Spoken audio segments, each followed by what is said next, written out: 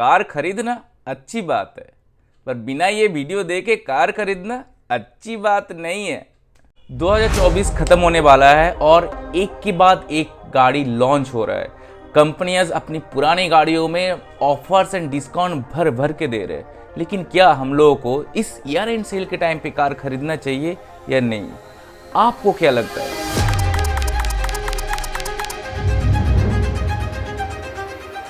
तो हेलो पेट्रोलेट्स, कैसे हैं आप लोग? मैं आपका होस्ट एंड दोस्त Soumitro and you are watching cam page. आज के वीडियो में हम लोग थोड़ा सा डिटेल्स में जानेंगे all the pros and cons of year end sale with the intro. देखिए, पहले हम लोग को जानना पड़ेगा कि ईयर एंड के टाइम पे कंपनी इतना ऑफर एंड डिस्काउंट क्यों देती है। इसका कुछ रीज़न है। एक, कंपनीज का इन्वेंट्री जितना जल्दी हो सके खाली हो जाए। दो, डीलर्स अपने पास जो स्टॉक है उस स्टॉक को भी जितना जल्दी हो सके ख़त्म करना चाहता है। उसी के साथ कंपनीज जो भी आउटडेटेड मॉडल है, मान लीजिए स्टिल 2024 का भी जितना मॉडल है, उस मॉडल को जितना जल्दी हो सके वो सेल करना चाहते हैं, ताकि जो नया साल आएगा उसमें जो नया साल का लेटेस्ट मॉडल आएगा वो लोग बेच सके। ये तीन मेन रीजन के वजह से ईयर एंड के टाइम पे बहुत सारा सेल किया जाता है। So let's come back to our topic और हम लोग जान लेते हैं, अगर आप ईयर एंड के टाइम पे कार खरीद रहे हैं तो आपको क्या नुकसान हो सकता है। A car is something that people invest in to keep as long as possible. वहीं पे मैं अगर आपको बोले you are buying an outdated model and into 2024, you will be shocked, right? देखिए, ईयर एंड सेल का मेन पर्पस ही रहता है टू क्लियर द इन्वेंट्री, ठीक है, जहाँ पे आपको बहुत ज़्यादा ऑफर एंड डिस्काउंट दिया जाता है for those model which was not selling throughout the year.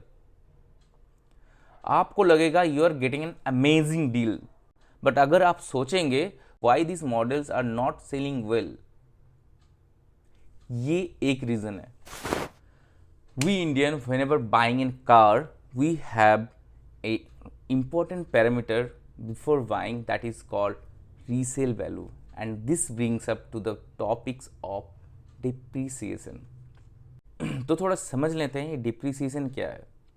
आपने जो कार खरीदा है उसका कॉस्ट हर एक साल में 10 to 15% तक कम हो जाता है, दैट इज कॉल्ड डिप्रिसिएशन।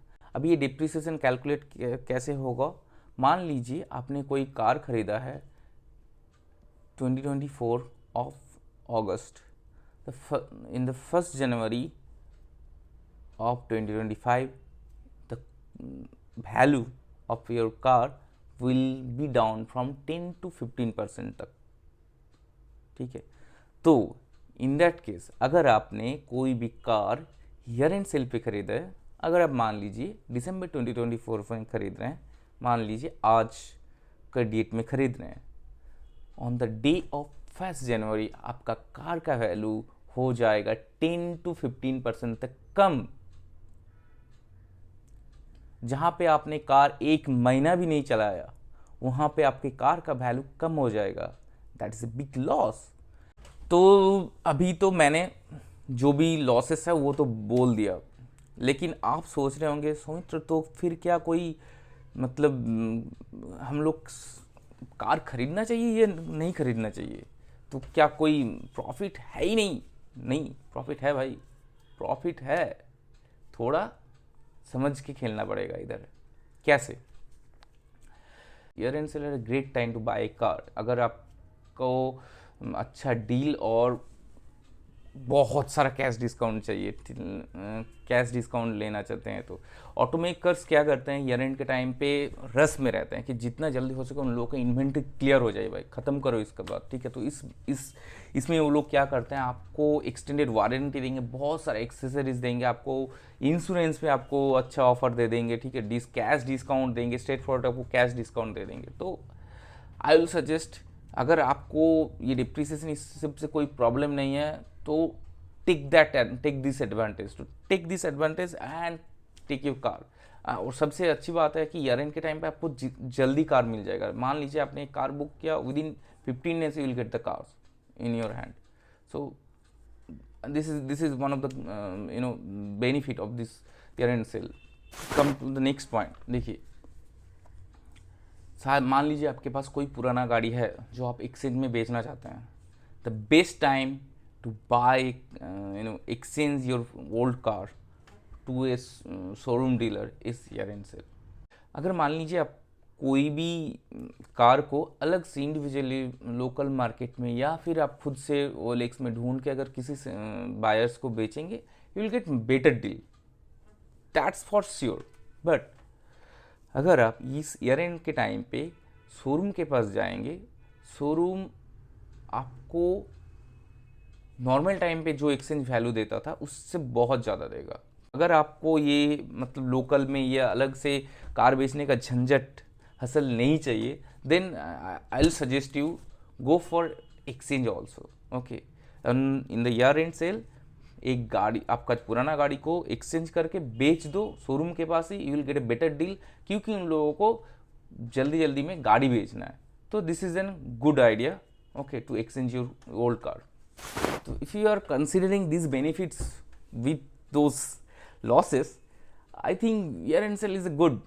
मैं अभी थोड़ा सा कंक्लूजन पे आता हूँ, ठीक है, कि अगर व्हीकल्स का न्यू टेक फीचर्स या भी जो भी नया लेटेस्ट मॉडल में आने वाला है नेक्स्ट ईयर में, अगर आप उसको लेके ज़्यादा वरीज नहीं है, देखिए क्या ही होगा, 1 साल का पुराना गाड़ी में आपको कितना चेंजेस देखने को मिलेगा, ठीक है, मैक्सिमम. अगर वो मतलब नया वर्जन नहीं आ रहा है, मैं बोल रहा हूँ क्या होता है, हर साल में कंपनी अपना जो भी मॉडल है उसको अपडेट करते हैं, थोड़ा थोड़ा अपडेट करते हैं, ठीक है. तो अगर आप उस वजह से वरी नहीं है, then it is better to save the money, ठीक है, rather going for the technologies and all those small things man, ठीक है. अगर फेसलिफ्ट नहीं आ रहा है, अगर लेटेस्ट मॉडल नहीं आ रहा है, latest model in the sense कि मान लीजिए लेटेस्ट वर्जन नहीं आ रहा है, तो go for it, take that, save your money, you'll save lot of money.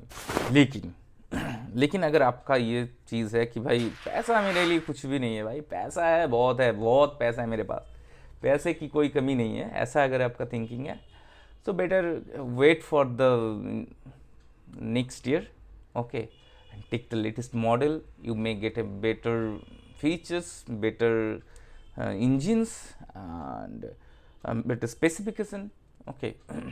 Then you should I'll suggest you go with the latest model. So that's all for today's guys. Hope you get a good idea about the year end sale, and let me know in the comment section about your thoughts on this, okay. Hope you like this video, and if you are new to this channel, do subscribe to KMPH. फिर मिलेंगे next video में, तब तक के लिए bye.